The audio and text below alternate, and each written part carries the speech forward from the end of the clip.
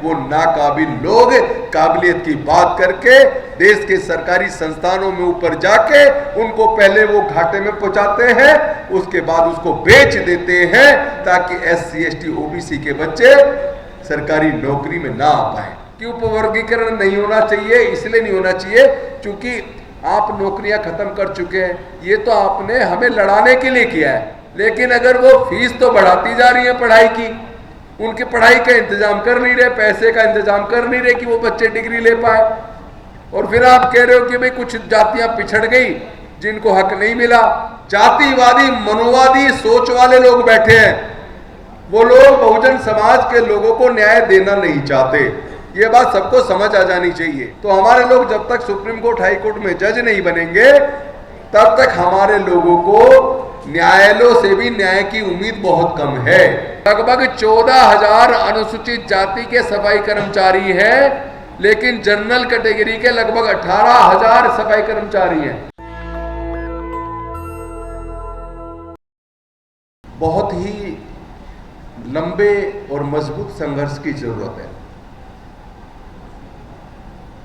क्योंकि साजिशें लगातार, जैसे ही भारत आजाद हुआ, जैसे ही डॉक्टर बाबा साहेब अम्बेडकर जी के प्रयास से हमारे पढ़ने लिखने के रास्ते खुले,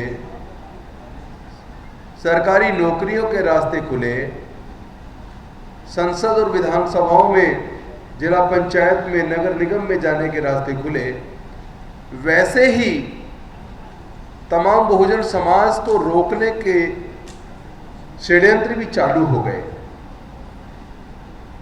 और षड्यंत्र चलते चलते उस दिन वो षड्यंत्र और ज्यादा बढ़ गए जब 1975 में शेड्यूल ट्राइबल सब प्लान बना, 1979 में शेड्यूल कास्ट कंपोनेंट प्लान बना, और सरकारों में टोटल बजट का जनसंख्या के हिसाब से उनके परसेंटेज में जो प्लान फंड में जो उनको देना शुरू किया, स्पेशल कंपोनेंट प्लान फंड और ट्राइबल सब प्लान फंड में, उसके बाद वो षड्यंत्र और ज़्यादा तेज हो गया कि कैसे बहुजन समाज के लोगों को आगे बढ़ने से रोका जाए। नतीजा ये है कि पिछले 15 से 20 सालों में, या ये कहें कि अब से 40 सालों में एक काम बहुत तेजी से हुआ। पहला तो ये कि 1950-60 के दशक में हमारे लोग जब शहरों में आए, सरकारी नौकरियों में 4th क्लास में आए, तो लोगों ने डॉक्टर बाबा साहेब अम्बेडकर की इस बात को पल्ले से बांध लिया, गांठ बांध लिया कि हमें अपने बच्चों को पढ़ाना है, शिक्षित बनाना है, समाज को संगठित करना है और अपने हक अधिकार की लड़ाई को संघर्ष से जीतना है। तो पहले तो हमारे लोग 4th क्लास में बड़ी मात्रा में भर्ती होना शुरू हुए। जो 4th क्लास में भर्ती हुए उन्होंने अपने बच्चों को पढ़ाना शुरू किया। कुछ लोग क्लर्क बनने लगे, अलग अलग विभागों में, रेलवेज में, पोस्ट एंड टेलीग्राम में, तमाम तरह के विभागों में हमारी नौकरियों के अंदर लोग आने लगे। और फिर जो इंदिरा गांधी जी के समय पर, उससे पहले जो बैंक और इंश्योरेंस कंपनियां प्राइवेटाइज हुआ करती थी, बनियों के हुआ करते थे, बनियों की इंश्योरेंस कंपनियां हुआ करती थी, इंदिरा गांधी जी ने उनका राष्ट्रीयकरण किया। उसके बाद बड़ी मात्रा में हमारे बहुजन समाज के लोग, SC ST के लोग और OBC रिजर्वेशन मिलने के बाद OBC के लोग बैंकों में और इंश्योरेंस कंपनियों में भी बड़ी नौकरियों में आने लगे, लाखों के मात्रा में आए। लेकिन हमें थोड़ा सा आगे बढ़ते देख, लगभग अब से 40 साल पहले जो षड्यंत्र शुरू हुआ कि ये लोग अब पढ़ लिख कर आगे आने लगे हैं, नौकरियों में आने लगे हैं और कंपटीशन में भी अब जनरल के मुकाबले पे खड़े होने लगे हैं, तो कुछ लोगों को ये तकलीफ हो गई। अगर अनुसूचित जाति जनजाति पिछड़े वर्ग के लोग इसी तरह पढ़ लिख कर आगे आते रहे तो उनके बच्चों के सामने एक मुकाबले पर बड़ा कंपटीशन खड़ा हो जाएगा। और 90% बहुजन समाज के लोग हैं। जब ये 90% लोग पढ़ाई लिखाई का महत्व समझ लेंगे और ये अपना हक ले लेंगे तो फिर जो पूरे देश के संसाधनों पर और सरकारी नौकरियों पर जो 90% पर उनका कब्जा था, उन्हें वो कब्जा छीनने का डर लगने लगा। उन्हें लगा कि अभी तो नौकरियों के अंदर भी उन्हीं का कब्जा है, और जब ये SC ST के साथ साथ OBC भी नौकरी में आएगा तो जहां 70-80% पे उनका कब्जा था, उसमें से 50% के आसपास SC ST OBC आ जाएगा। उनमें एक डर पैदा हो गया और उस डर की वजह से उन्होंने षड्यंत्र करना शुरू किया। धीरे धीरे उन्होंने पहले तो जो प्राइमरी एजुकेशन था और सेकेंडरी एजुकेशन था उस पर हमला बोला। उन्होंने क्या किया, एक एक करके सरकारी स्कूलों को कमजोर करना शुरू कर दिया और प्राइवेट स्कूल खोलने शुरू कर दिए। एक के बाद एक प्राइवेट स्कूल खुलते चले गए और धीरे धीरे हालात ये हुए सरकारी स्कूल बंद होते चले गए। मैंने इस बात का पूरा डाटा निकाला तो पता लगा पिछले 15 से 20 सालों में लगभग 1.25 लाख सरकारी स्कूल बंद हो गए। मैं पूछना चाहता हूं आप सबसे, क्या देश की जनसंख्या कम हो गई है? जब देश की जनसंख्या कम नहीं हुई बल्कि दुगनी हो गई तो सरकारी स्कूल दुगने होने चाहिए थे, लेकिन उन्होंने सरकारी स्कूलों को एक एक करके बंद करना शुरू कर दिया और कमजोर करना शुरू कर दिया और प्राइवेट स्कूल खुलने शुरू हो गए। प्राइवेट स्कूलों में फीस इतनी ज्यादा कि बहुजन समाज के 99% लोग अपने बच्चों को प्राइवेट स्कूलों में पढ़ाने का खर्चा नहीं उठा सकते। और वो केवल प्राइवेट स्कूल खोलने और सरकारी स्कूल बंद करने तक सीमित नहीं रहे, बल्कि इसके साथ साथ देश के जितने भी सार्वजनिक उपक्रम की कंपनियां थी, जो पिछली सरकारों ने 100 के आसपास जो पब्लिक सेक्टर अंडरटेकिंग्स बनाई थी, उनको धीरे धीरे सरकारों ने प्राइवेटाइज करना शुरू कर दिया, उनको बेचना शुरू कर दिया। और दूसरा बेचा किसने? बेचा उन लोगों ने जो अपने आप को मेरिटधारी कहते हैं, जो लोग मेरिट की बात करते हैं, जो लोग कहते हैं कि अनुसूचित जाति जनजाति पिछड़े वर्ग के लोगों में मेरिट नहीं होती। मैं उन मेरिटधारी लोगों से पूछना चाहता हूं कि देश के अंदर जितने प्राइवेट सेक्टर अंडरटेकिंग थी, पब्लिक सेक्टर अंडरटेकिंग थी, उन सब के अंदर जो managing director, board of directors थे या CEO थे, वो कौन सी जाति के थे? अगर उसका डाटा निकाला जाए तो 99.9% वही मेरिटधारी जाति वाले लोग उन कंपनियों के ऊपर बैठे थे। उसके बावजूद अगर वो कंपनियां डूब गई, सिक डिक्लेयर हो गई, वाइंड अप हो गई, प्राइवेटाइज हो गई, बेच दी गई, इसका मतलब उनके अंदर मेरिट नहीं है। वो नाकाबिल लोग काबिलियत की बात करके देश के सरकारी संस्थानों में ऊपर जाके उनको पहले वो घाटे में पहुंचाते हैं, उसके बाद उसको बेच देते हैं ताकि SC ST OBC के बच्चे सरकारी नौकरी में ना आ पाए। तो इस तरीके से उन्होंने हमारे बच्चों के हाथ से 80% सरकारी नौकरियां तो वो छीन ली है। और ऊपर से दूसरा खेल और खेला कि एक तो प्राइवेट स्कूल खोल के इतनी महंगी फीस की प्राइवेट स्कूल को हम अफोर्ड नहीं कर सकते, लेकिन सरकारी स्कूलों में मेहनत मशक्कत करके पढ़ लिख के जब हमारे बच्चे 12वीं तक आ जाते हैं तो हमारे बच्चों में भी प्रतिभाशाली बच्चे हैं, काबिल बच्चे हैं, जो डॉक्टर बनने का, जज बनने का, इंजीनियर बनने का, आर्किटेक्ट बनने का, वकील बनने का सपना देखते हैं, ब्यूरोक्रेट्स बनने का सपना देखते हैं। अब सवाल यह है कि जब वो 12वीं में पढ़ रहा है, अब बच्चे को आगे का तैयारी, पहले तो एडमिशन के लिए कोचिंग, चाहे वो इंजीनियरिंग की हो, मेडिकल की हो, लो की हो या किसी और एग्जाम की हो। आजकल तो क्यूट भी चालू हो गया यूनिवर्सिटीज के अंदर एडमिशन के लिए। तो पहले तो उसको आगे का एडमिशन, हायर एजुकेशन के लिए एडमिशन के लिए उसको कोचिंग चाहिए। और अगर मेडिकल इंजीनियरिंग या लॉ की एंट्रेंस की तैयारी के लिए कोचिंग की बात करूं तो कम से कम 2 से 3 लाख रुपया तो कोचिंग के लिए चाहिए। अब वो कहीं से अरेंज करके कोचिंग ले भी ले और बच्चा काबिल है, कॉम्पिटेंट है और वो एग्जाम पास कर लेता है, अब उसको इंजीनियरिंग में, मेडिकल में, लॉ में, मैनेजमेंट में उसको एडमिशन ऑफर होता है, तो एक डिग्री कंप्लीट करने का 5 साल का और 4 साल का कोर्स पूरा करने के लिए न्यूनतम उसको 15 से 20 लाख रुपया चाहिए। अनुसूचित जाति जनजाति पिछड़े वर्गों में तो 98 और 99% ऐसे लोग हैं, माइनॉरिटीज में भी, जो लोग ये हायर एजुकेशन का, ये जो टेक्निकल एजुकेशन का डिग्री कंप्लीट करने के लिए जो चाहिए 15-20 लाख रुपया, वो उनके पास है ही नहीं। पैसे के अभाव में इन वर्गों के बच्चे पढ़ाई छोड़ने के लिए मजबूर हैं। बहुत से लोग कहते हैं आप जहां भी जाते हो पूरे देश में यही बात करते हो, तो भैया मुझे बता दो ये बात मैं क्यों ना करूं? क्या ये जो समस्या मैं सामने रख रहा हूं, क्या इसका समाधान हो गया?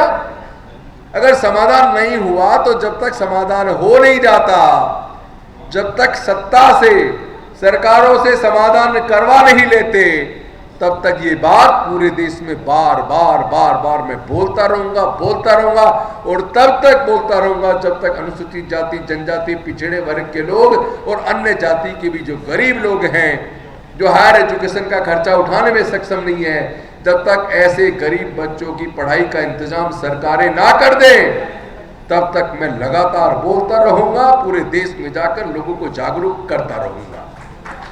ये मेरा संकल्प है।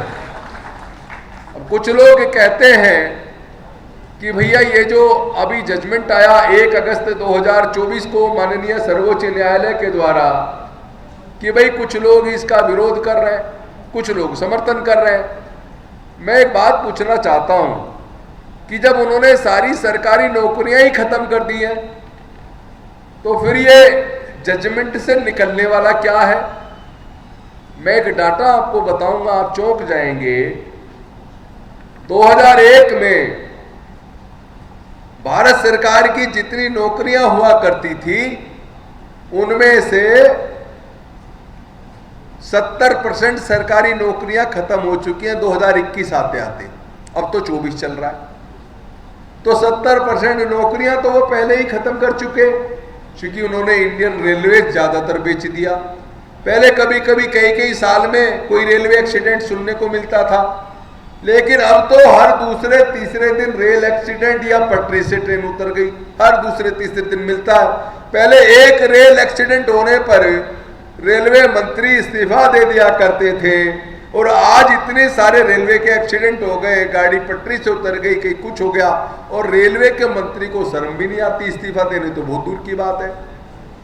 इन्होंने बैंक ज्यादातर प्राइवेटाइज कर दिए, इंश्योरेंस कंपनियां ज्यादातर प्राइवेटाइज कर दी, एक एक करके इन्होंने पेट्रोलियम कंपनियां, गैस कंपनियां, आईटीडीसी के होटल, बाल्को, नाल्को, यानी सब कुछ तो धीरे धीरे प्राइवेटाइज कर दिया। जब प्राइवेटाइज हो गया, नौकरी तो बची नहीं है, और जो बची है उसमें भी मैं एक बड़ा चमत्कारिक आपको आंकड़ा बताता हूं।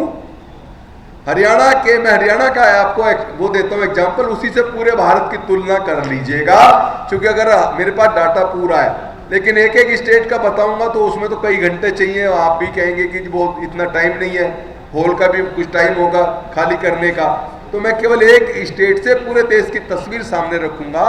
हरियाणा के अंदर अनुसूचित जाति की जनसंख्या जो है वो लगभग 68 लाख है। 68 लाख के आसपास हरियाणा की टोटल अनुसूचित जाति की जनसंख्या है, और अनुसूचित जाति की 78 जातियां हैं। अब ये जो उपवर्गीकरण की बात कर रहे हैं, अगर मान लो 2 वर्ग बना दिए, 1 मिनट के लिए मैं मान लेता हूं, अब 2 वर्ग बना दिए, एक में मान लो 25 जाति डाल दी और एक में 53 जाति डाल दी। तो पहले तो जो प्रेजेंट का डाटा वो सुन लीजिए ताकि आपको पता लगे। हरियाणा में ए ग्रुप की नौकरी के अंदर 78 जाति में से 17 जाति ऐसी हैं, 17 जातियों का एक आदमी भी ग्रुप ए की नौकरी में नहीं है। 17 जाति 78 में से ऐसी हैं जिनका एक आदमी भी ग्रुप ए की नौकरी में नहीं है, और 78 में से 14 जाति ऐसी हैं जिसका एक आदमी भी ग्रुप बी की नौकरी में नहीं है। 78 में से एक जाति ऐसी है जिसका एक जाति ऐसी जिसका एक आदमी भी ग्रुप सी में नहीं है, और 78 में से 4 जाति ऐसी है जिसका एक आदमी भी आज की डेट में ग्रुप डी की नौकरी में नहीं है। अब मैं पूछना चाहता हूं, उपवर्गीकरण कर दो। मान लो कर दिया, वैकेंसी निकली तो एक वर्ग में एक क्लास में जाति होगी, मान लो सपोज करो 78 में से एक में होगी 55 और एक में होगी 23।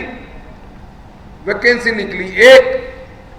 मैं पूछना चाहता हूं उस एक एससी की वैकेंसी पे इन 78 जातियों में कैसे दोगे? 500 साल तक भी क्या 78 जातियों को कभी हक मिल जाएगा?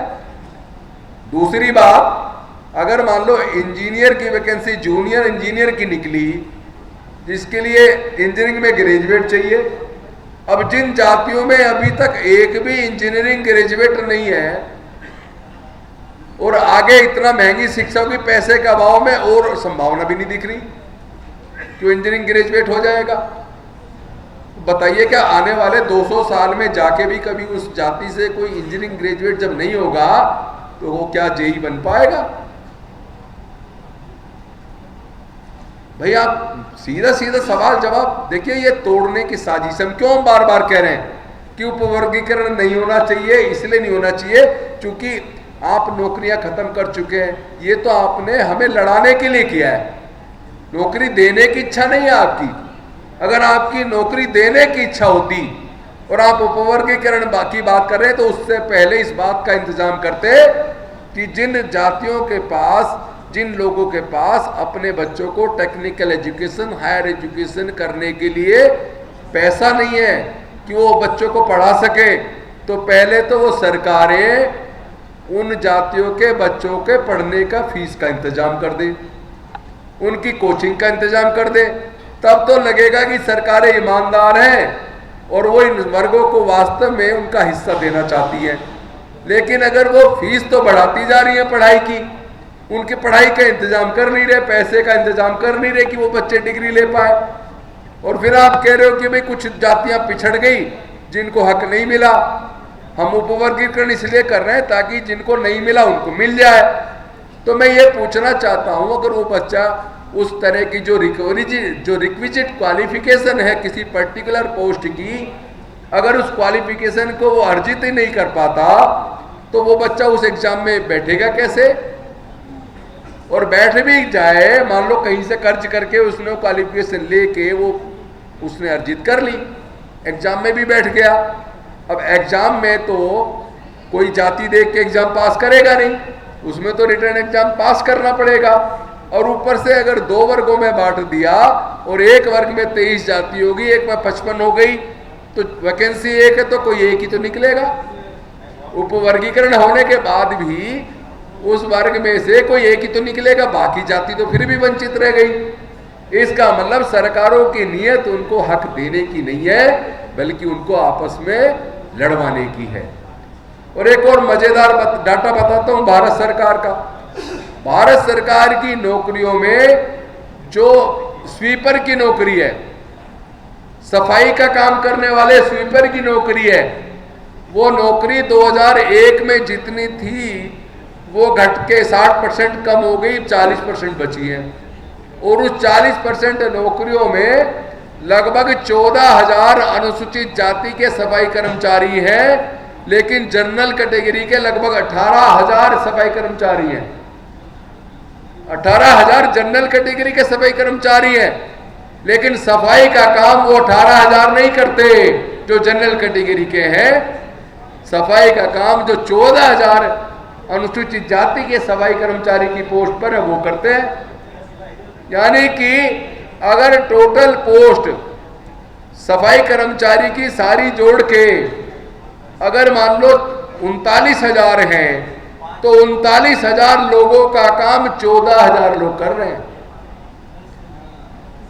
क्योंकि जो अनुसूचित जाति के हैं और वो सफाई कर्मचारी की पोस्ट पे, वो तो सफाई का काम कर रहे हैं, लेकिन जो पिछड़े वर्गों के या जनरल कैटेगरी के लोग जो सफाई कर्मचारी की पोस्ट पे हैं, वो सफाई का काम नहीं करते, वो ऑफिस में बैठते हैं, वो मैसेंजर का या जो पियून वाला काम करते हैं। तो इसलिए पहले तो ये समझना पड़ेगा हकमारी कर कौन रहा है। सच्चाई तो ये, जो सत्ता के अंदर जातिवादी मनोवादी सोच वाले लोग बैठे हैं, वो लोग बहुजन समाज के लोगों को न्याय देना नहीं चाहते। ये बात सबको समझ आ जानी चाहिए। और जब तक ये कॉलेजियम सिस्टम है, तब तक सर्वोच्च न्यायालय उच्च न्यायालय के जज बनने का रास्ता कॉलेजियम से जाता है। कॉलेजियम में हमारा प्रतिनिधित्व नहीं है, तो हमारे लोग जब तक सुप्रीम कोर्ट हाई कोर्ट में जज नहीं बनेंगे, तब तक हमारे लोगों को न्यायालयों से भी न्याय की उम्मीद बहुत कम है, क्योंकि जजों में भी जुडिशियस कैरेक्टर वाले जजों की संख्या कम है। और एक मजे की बात देखिए, जब मैंने रिजाइन किया आम आदमी पार्टी से और मैंने कांग्रेस को ज्वाइन कर लिया, तो बहुत सारे लोग कह रहे हैं आपको तो अपनी पार्टी में आना चाहिए था। अब सवाल ये, अपनी पार्टी कौन सी है भाई? ये जो मुद्दे लिखे हुए हैं, जो इन मुद्दों को हल करने की बात करेगा वो अपना, और जो इन मुद्दों पर चुप्पी साध लेगा वो पराया। सिंपल सी बात है, जाति जनगणना करवानी है, एससी एसटी ओबीसी माइनॉरिटीज को उनका हक दिलवाना है। जो भी देश का नेता इन मुद्दों को हल करने की बात करेगा, हम उसके साथ हैं। अगर आज राहुल गांधी कह रहे हैं कि मैं जाति जनगणना करवा के छोड़ूंगा, संविधान की रक्षा करना मेरी प्राथमिक जिम्मेदारी है, अगर वो कह रहे हैं कि सर्वोच्च न्यायालय उच्च न्यायालयों के अंदर, मीडिया के अंदर या तमाम अन्य जो क्षेत्र हैं उसमें एससी एसटी ओबीसी को प्रतिनिधित्व नहीं मिला, ये न्याय मिलना चाहिए, जिसकी जितनी संख्या उतना उसका हिस्सा मिलना चाहिए, अगर वो हमारी बात को कर रहे हैं, जिन मुद्दों के लिए फूले, साहू, अंबेडकर, पेरियार, जगदेव बाबू कुशवाहा, कर्पूरी ठाकुर, वर्मा जी, ललित सिंह यादव जी, मान्यवर कांसीराम साहब,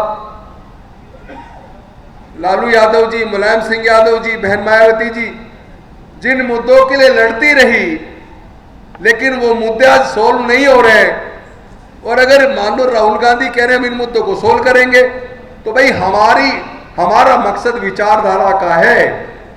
हमें किसी व्यक्ति किसी नेता से लेना देना कुछ नहीं है, हमें बहुजन समाज की हिस्सेदारी भागीदारी सुनिश्चित करनी है। और अगर जो भी कोई, चाहे वो हमारे समाज का नेता क्यों ना हो, जो समाज में फूट डालने की बात करेगा, जो हमारे मुद्दों पे चुप्पी साध लेगा, हमारे ऊपर होने वाले उत्पीड़न पे चुप रह जाएगा, वो हमारा नहीं है। लेकिन जो हमारे मुद्दों को सॉल्व करने के लिए रोड पर संघर्ष करता नजर आएगा, वो हमारा है, हम उसके हैं, हम उसके साथ मिलके अपने बहुजन समाज के मुद्दों को सॉल्व कराएंगे, उनको जनसंख्या के हिसाब से हिस्सा दिलवाएंगे। इसी के लिए हमारी लड़ाई है, और हम फूले, साहू, अम्बेडकर, पेरियार, मान्यवर कांसीराम साहब की विचारधारा के लिए जो कुछ करना पड़ेगा करेंगे। यहाँ तक कि अगर जान की कुर्बानी देनी पड़ी तो हम वो भी देंगे। आप सबने मुझे बोलने का मौका दिया और बहुत ध्यानपूर्वक सुना, मैं आपका आभार व्यक्त करता हूँ। बहुत बहुत धन्यवाद। नमो बुद्धाय।